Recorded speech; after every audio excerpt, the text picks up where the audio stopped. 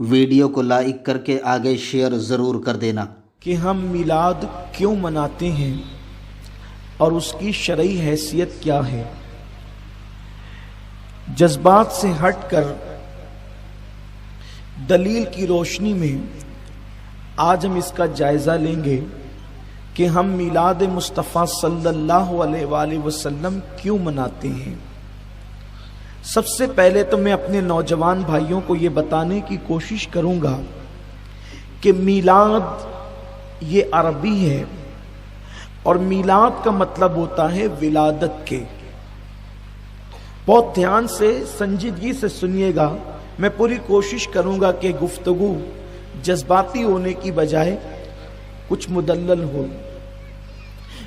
میلاد کا مطلب، یہ میلاد بنا ہے ولادت سے، ولادت کا مطلب ہوتا ہے پیدا ہونے کے، تو میلاد مطلب پیدا ہونا، ولادت۔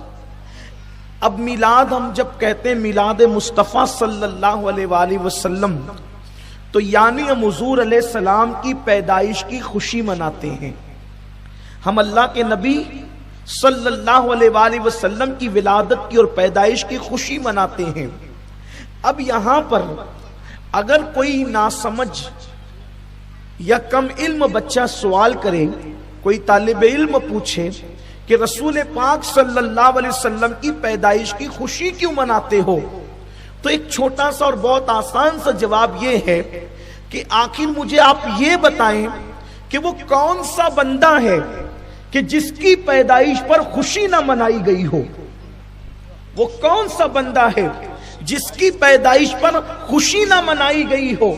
جو بھی دنیا میں بچہ آتا ہے اس کی خوشی ہر اعتبار سے منائی جاتی ہے۔ حمال کے گھر بچہ پیدا ہوگا تو کم سے کم خوشی اتنی ہوگی کہ ماں باپ خوشی منائیں گے، دادی دادا خوشی منائیں گے، اور اگر وہ بندہ اور پوزیشن والا ہے، اگر وہ بندہ اور پوزیشن والا ہے تو پھر رشتہ دار بھی خوشیوں میں شامل ہو جائیں گے۔ وہ بندہ اور پوزیشن والا ہے تو محلے والے بھی خوشیوں میں شامل ہو جائیں گے۔ ایم ایل اے اور ایم پی کے گھر بچہ پیدا ہوا تو ممکن ہے پورا گاؤں خوشیوں میں شامل ہو جائے، وزیر کے گھر بچہ پیدا ہوا تو ممکن ہے پورا ملک شامل ہو جائے۔ لیکن یاد رکھیں، کوئی بچہ ایسا نہیں ہوتا جس کی پیدائش پر خوشی منائی نہیں جاتی۔ لیکن ہاں، کچھ بچے ایسے ہوتے ہیں، ذرا دھیان سے سننا، توجہ فرمائیں، کچھ بچے ایسے ہوتے ہیں جن کی پیدائش پر نہ ماں کو خوشی ہوتی ہے نہ باپ کو خوشی ہوتی ہے۔ وہ بچے وہ ہوتے ہیں جو بن باپ کے اور بغیر شادی کے پیدا ہوتے ہیں، ان کی پیدائش پر کسی کو خوشی نہیں ہوتی۔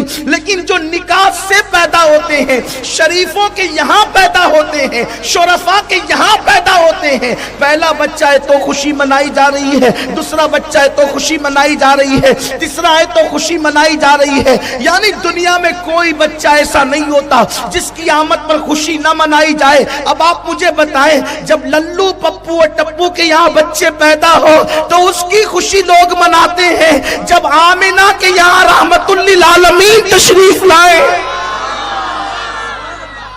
آمنہ کے یہاں رحمت للعالمین تشریف، کوئی بچہ ایسا نہیں جس کی ولادت پر خوشی نہ کی گئی ہو۔ لیکن ایک بات یہ ہے، ہاں کسی کے یہاں بچہ پیدا ہوتا ہے تو کچھ لوگ خوشی مناتے، کچھ نہیں مناتے۔ مثال کے طور پر ایک کے گھر میں بیٹے ہی بیٹے پیدا ہو رہے ہیں، گھر والے خوشی منا رہے، الحمدللہ اللہ کا فیضان جاری ہے، کرم جاری ہے اور خوب برکت ہو رہی ہے، آمد ہی آمد ہو رہی ہے۔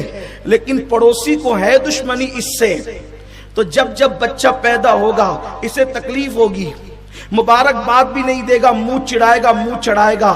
تو آپ نے کچھ کہنے کی ضرورت نہیں، آپ سمجھ جائیں گے کہ آمد پر یہ جو مبارکباد نہیں دے رہا ہے، اس کے چہرے پر تبسم نہیں ہے بلکہ چہرہ اتر گیا ہے۔ بلکہ لوگوں سے بھی لڑ رہا ہے، کیوں اس کو مبارکباد دیتے ہو؟ کیوں اس کو ارے مبارکباد دینے میں حرج کیا ہے؟ اگر خدا نے اس کو نعمت دی ہے تو مبارکباد دینی چاہیے، آپ کیوں منع کر رہے ہو؟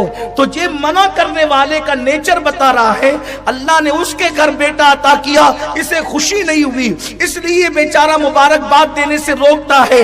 آپ بتائیں، پڑوسی کے بچے کے یہاں پہ بچے کی ولادت ہو، اور پڑوسی چاہے کتنا بھی بڑا خطیب ہو، ادیب ہو، عالم ہو، ظالم ہو، کوئی ہو، اگر وہ روکے کہ مبارکباد نہ دینا، آپ کہیں گے یار کتنا جلتا ہے یہ کہ بچے کی ولادت بھی اور روک رہا ہے۔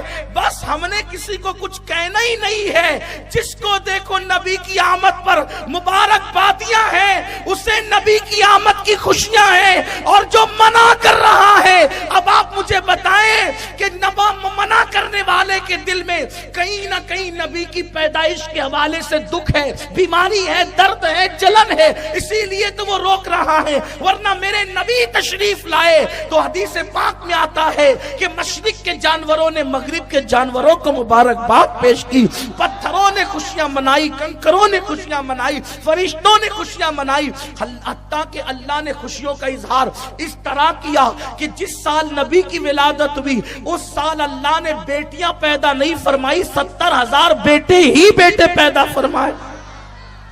ویڈیو اگر اچھا لگا ہو تو لائک کر